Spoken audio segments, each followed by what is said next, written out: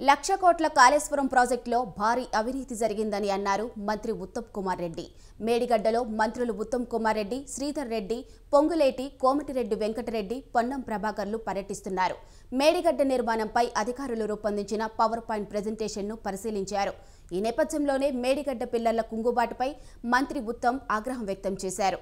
October 21న Medigadda pillar కుంగిందని, అయినా అప్పటి CM KCR ఈ అంశంపై ఒక్కసారి కూడా మాట్లాడలేదన్నారు.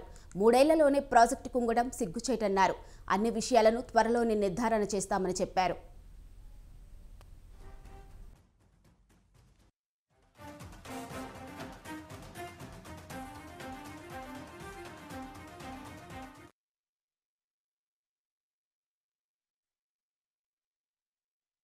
సందేహం చాలా దురదృష్టకరం. ఎక్కడో చాలా సీరియస్ లోపాలు జరిగినాయి. డిజైన్లో కానీ, నిర్మాణంలో కానీ, ఆపరేషన్ మెయింటెనెన్స్ కానీ సీరియస్ లోపాలు జరిగి మూడు బ్యారేజెస్కి ఇప్పుడు ప్రమాదంలో ఉన్నాయి. ఇది గత ప్రభుత్వ నిర్వాహకం ఒక్కసారి ఆలోచన చేయండి. ఇప్పటివరకు కాళేశ్వరం ప్రాజెక్టుపై ఖర్చు పెట్టిన సొమ్ము 93,500 కోట్ల రూపాయలు.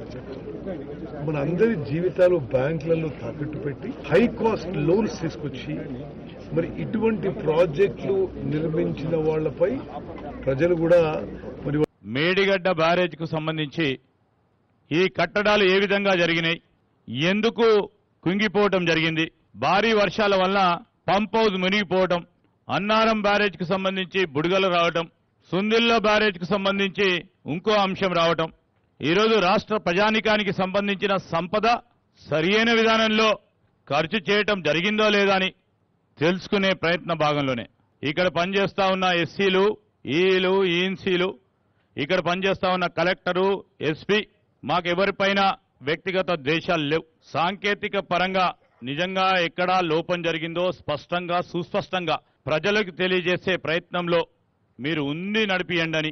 ఆనాడు జరిగిన అంశాలు కూడా ప్రజలకు తెలియజేసే విధంగా మీ యొక్క కార్యాచరణ తీసుకొని ముందుకెళ్లాలని వారు కోరటానికి ఈరోజు ఈ నియోజకవర్గ శాసనసభ్యునిగా నేను పెద్దలు ఉత్తమ్ కుమార్ రెడ్డి గారు వచ్చారు కనుక మేము వారి దృష్టికి తీసుకొచ్చాం.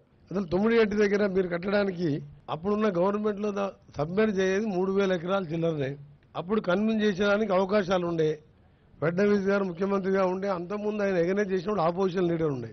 గవర్నర్ గా విద్యాసాగరరావు అప్పటి ముఖ్యమంత్రి కేసీఆర్ గారి దగ్గర బంధువు ఒప్పించి ₹1 కోటి ఎకరానికి ఇచ్చిన తుమ్మడేటి దగ్గర 152 కట్టితే గ్రావిటీతో entire project up to Chevella Vikarabad వరకు ఇప్పటి వరకు 8 ఇయర్స్ బ్యాక్ ఈ ప్రాజెక్ట్ కంప్లీట్ అయ్యి ఒక 38,000 అన్నాము, ఇంకో 20,000 కోట్లు పెట్టుకుంటే మొత్తం కంప్లీట్ అవుతున్నాయి. వాంటెడ్లు చేసినా, అసలు ఇంజనీర్స్ ఏమైనా అడ్వైస్ తీసుకున్నా, లేకపోతే కేసీఆర్ గారు ముఖ్యమంత్రిగా ఆయననే చీఫ్ ఇంజనీర్గా డిజైన్ చేసినా, ఇది అసలు ప్రజలకు తెలవాలి. అసలు ఇది ఎవరైనా కిందికి పోయే గ్రావిటీ పోయి కింద పోయే వాటరు కింద 3 బ్యారేజ్ కట్టి పైకి తీసుకొచ్చి కిందికి వదిలిపెట్టడం అదొక తుకులకు చర్య. అది ఇంకా మీరు రాను ఇంకా మీరు ఏదైతే డ్యామ్ కట్టేటప్పుడు ఏవైతే సేఫ్టీ మెజర్స్ తీసుకుంటారో, లేకుంటే ఆ టెక్నికల్ గా డిజైన్స్ అప్రూవ్ చేస్తారో, యాజ్ పర్ శాంక్షన్ చేసేటప్పుడు మీరు అప్ స్ట్రీమ్ కట్ ఆఫ్ వాలు, డౌన్ స్ట్రీమ్ కట్ ఆఫ్ వారు మీరు డయాఫ్రమ్ వాలు ఆర్సీసీ కాంక్రీట్ తో వేయాలన్నది మీకున్న నామ్స్. దాన్ని మీరు డీవియేట్ అయి నిజంగా మీరు ఆర్సీసీతో కట్ ఆఫ్ వాల్ వేసి ఉంటే కట్ ఆఫ్ వాల్ వేసి దాని మీద మీరు రాఫ్ట్ వేసి రాఫ్ట్ మీద డ్యామ్ మీరు పర్ఫెక్ట్ గా కట్టి ఉంటే మీకు వాటర్ ఇన్లెట్ అయి ఉండకపోతే ఈనాడు ఈ మేడిగడ్డ గాని, దీనిపైనున్న డ్యామ్ గాని, ఆ పైన డ్యామ్ గాని ఈ ప్రమాదం జరిగి ఉండేదా? మీకు ఈ పర్మిషన్స్ ఇచ్చేటప్పుడు కాంట్రాక్టర్ కి డయాఫ్రమ్ వాలు ఆబ్లిక్ ఇంకొక టర్మినాలజీ ఏదో పెట్టారు, సెకండ్ ఫైల్. ఈ సెకండ్ ఫైల్ ఫెయిల్ అవటం వల్లే కదా ఈనాడు ఆ వాటర్ ఇన్లెట్ అవటం వల్లే ఇది